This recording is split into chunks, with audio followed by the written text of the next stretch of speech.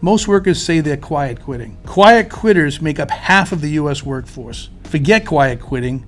Workplaces should focus on quiet firing. I don't think quiet firing is necessarily a bad idea, but I think the goal should be quiet developing, quiet leading, and getting people back to focusing on their professional agency and their professional life. So what is quiet quitting? It's evolving into a definition, but what it seems to mean is that we are not going to focus on spending more energy than we need to on our work life and use that energy to focus on our personal life. I'm going to tell you right up front that I don't believe that this is the best situation in the world for anybody's career or even our society. Let me just start with that, but let me just lay out why. The social constructs, both in our organization and our society, are really, really difficult right now.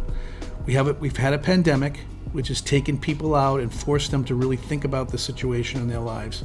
And what they found is they like their partners and they like their home life and they like their kids, and the pressure is different. It's still pressure, but it's different. And that's something that happened. You throw into that the politics that we live in today.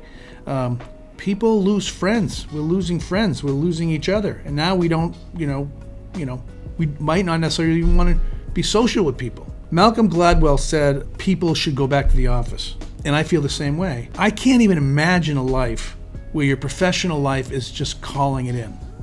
Where you've decided to just do the same thing and have no energy and no engagement in that whatsoever. That's like, sitting in an office for 8 hours a day and hate what you're doing or not care about what you're doing. This is not the way to live a professional life. Grit is hard. Yes, the situation's hard, but you have to dig in and really be engaged. So I can't even imagine a life like that. And now, not all of our jobs allow us the privilege of loving what we do. And secondly, it's not good for your career. While you're not totally engaged, you're not at every meeting, you're not spending a few minutes with friends after work, you're not maybe going to social events that you should. While you're not doing that, other people are, and they're going to have the advantage. Malcolm Gladwell also talked about 10,000 hours of practice to really become an expert in anything. You can get 10,000 hours of practice by calling it in, or you can get 10,000 practice by digging in and really learning and exploring and doing 1,000 different things. If you're not going to be in that flow for, let's say, a period of time, you're just delaying any career path that you might have. Focus on learning. I understand that people's situations aren't all the same. My message to the companies is that they also need to adjust for this, which means that we need to allow people to connect and participate even if they aren't in the office, right? So this quiet quitting is not going to be helpful. I think it's going to be around for a while. Companies' engagement surveys are all showing, even if they're the best companies, are showing a dip. This is not the way we need to go.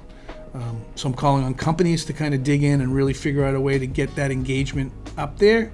And that might mean development programs helping people. And I'm calling on people that are quiet quitting and see this as a virtue, as really kind of, you need to examine a little bit about what kind of life you want.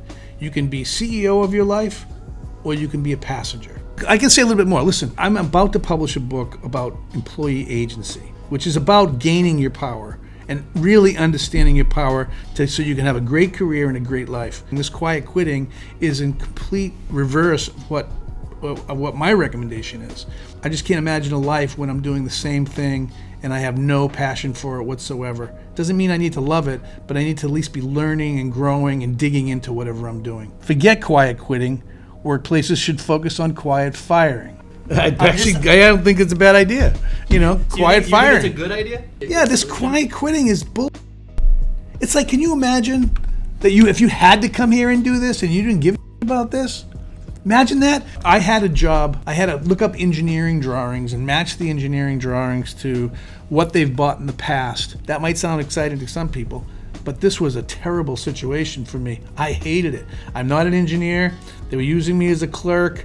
I was, tempted to quiet quit. I was tempted to kind of totally disengage. I cannot even imagine spending an entire career in that situation. What I had to do is I had to figure out my way, and I ended up getting moved into another department and to do what I kind of wanted to focus on. My point is that imagine going to the office and just calling it in. You don't care about your peers, you don't care about your customers, you don't care about the products you're involved in. That's kind of sad. We make a contract with an employee. You pay me and I'll give you so much work, right? Well, I don't want an employee like that. And I don't want to work for someone that only cares about that. The best employees give the company what they need to give. Yeah, they go home on time. I respect that. Yes, I have no problem with going home on time. I have no problem with keeping hours or asking for raises. I have no problem with that at all. I have a problem with being disengaged, right? If you're disengaged, you're stealing from the company and you're stealing from yourself. Thanks for spending a little bit of time. If you like this content, hit the subscribe button. I'll see you in the next video.